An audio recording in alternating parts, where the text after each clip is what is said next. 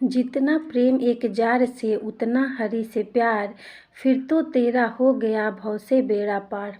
एक महत रानी राजा के महल में सफाई हेतु प्रतिदिन जाया करती थी। उसके कार्य से राजा रानी दोनों अति प्रसन्न थे। एक दिन महत रानी बीमार पड़ गई और उसने महल की सफाई हेतु अपने पति को भेज दिया। मेहतर तनिक रंगीन मिजाज का था। जब वह राजमहल की देवरी की सफाई कर चुका तो महल की चौक की सफाई करने लगा। इतने में उसकी दृष्टि राजकुमारी पर पड़ी तो वह उनकी सुंदरता पर मुग्ध हो गया। वह घर आकर चारपाई पर लेटकर जोर जोर से रोने लगा। उसे रोता देखकर मेहतरानी ने पूछा, तुम्हारे रोने का क्या कारण है? मेहतर बोला, मेरी तबीयत महल की राजकुमारी पर आ गई है। मैं उसे अपना दिल दे बैठा हूँ। अब तो राजकुमारी से या तो मेरा विवाह होगा, नहीं तो मैं अपने प्राण त्याग दूंगा। मेहतर की यह बात सुनकर मेहतरानी के पैर के नीचे की मिट्टी निकल गई और उस पर सन्नाटा छा गया। थोड़ी देर बाद मेहतरानी मेहतर को डांट पिलाती हुई बोली, ओरे अपना मुंह बंद कर, तू क्या बक रहा है? कहीं तेरी मृत्यु तो निकट नहीं आ गई है? और कहाँ राजकन्या और कहाँ तुम्हारा दिमाग तो ठीक है? मेहतरानी ने उसे बहुत समझाया परंतु उस पर उसका कोई प्रभाव नहीं पड़ा। वह बोला, अब चाहे मेरी जान जाए या न जाए परंतु मैं अपना दिल राजकुमारी को दे बैठा हूँ।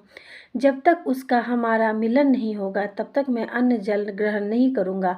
मैं तड़प तड़प कर अपने प्राण गंवा दूंगा। मेहतरानी एक समझदार औरत थी।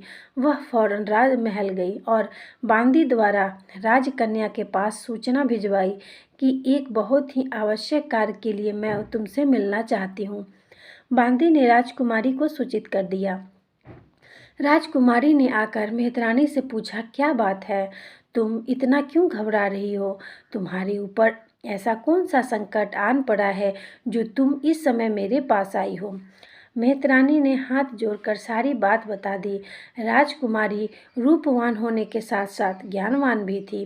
थोड़ी देर उसने विचार किया, फिर वह मेहतरानी से बोली, अच्छा तू जा और अपने पति से कह दे कि वह 40 दिन तक घर बार त्याग कर साधु का वर्ण धारण कर समाधि लगाकर यदि साधना करेगा तो मैं उसकी यह इच्छा पूर्ण करूंगी।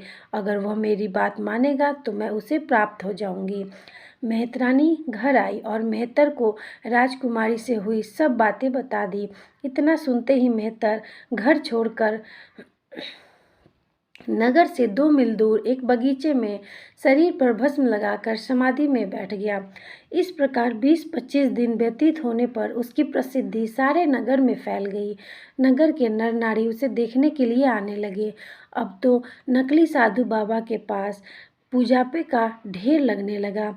अब 40 दिन पूरे होने को आए तो महात्मा जी की चर्चा राजा के कानों तक पहुंच गई। राजा के हृदय में भी साधु से मिलने की इच्छा जागृत हो गई।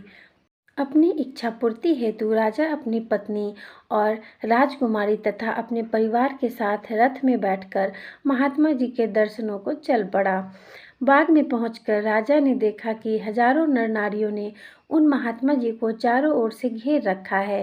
राजा भी रथ से उतरकर महात्मा जी के चरणों में परिवार सहित आ विराजे और हाथ जोड़कर उन्हें दंडवत प्रणाम किया। इसके बाद राजकुमारी हाथ जोड़कर उनसे बोली, हे मेरे आशिक, मैं आ गई हूँ, अब तो आंखें खोलकर देखो, मैं वही राजकुमारी हूँ जिस पर तुम मोहित हो रहे थे।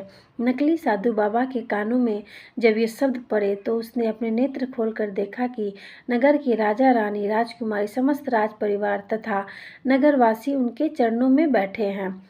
उसने देखा उसके चरणों में जेवर, कपड़े, बर्तन, फल फूल आदि का ढेर लग रहा है। यह सारा दृश्य देखकर नकली साधु ने अपनी आंखें बंद कर ली और मन में सोचने लगा कि एक औरत को पाने के लिए मैंने साधु का वेश धारण कर 40 दिन तक समाधि लगाई, जिसका परिणाम यह हुआ कि आज मेरे सामने संसार की समस्त सुख देने वाली वस्तुएं पड़ी हैं। राजा भी हाथ जोड़े बैठे हैं। जब एक औरत के प्रेम में साधु बनने से यह दृश्य उपस्थित है तो वास्तव में यही योग साधना और भक्ति उस परब्रह्म परमात्मा के लिए अंतर्यात्मा से करता तो आज मेरा मन रूपी कमल खिला होता और परम पिता परमेश्वर के भी साक्षात दर्शन हो जाते। यह विचार मन में आते ही उसने राजकुमारी को अपना गुरु मानकर वहां से उठकर वह वन में जाकर ईश्वर प्राप्ति के लिए तपस्या करने लगा। भाइयों, यदि हम परमात्मा की वास्तविक आराधना करें तो हमारा इस संसार से बेड़ा पार हो जाए। मनुष्य को चाहिए कि जैसा उसका संसार को मोहित करने वाला भेष हो, वैसा ही अंतर आत्मा से भी संबंध होना चाहिए। वह भेष किस काम का जिसको देखकर जनता तो तुम पर मोहित हो जाए, परंतु हृदय में दुनियादारी एवं पराया धन हड़पने की वासनाएं भरी पड़ी हो। अतः धर्मपरायण व्यक्तियों को हमेशा सत्य मार्ग पर चलकर परमात्मा तक पहुंचने का प्रयत्न करना चाहिए। दोस्तों, आपको ये कहानी कैसी लगी? अच्छी लगी हो तो मेरे चैनल को एक लाइक और सब्सक्राइब कर दें।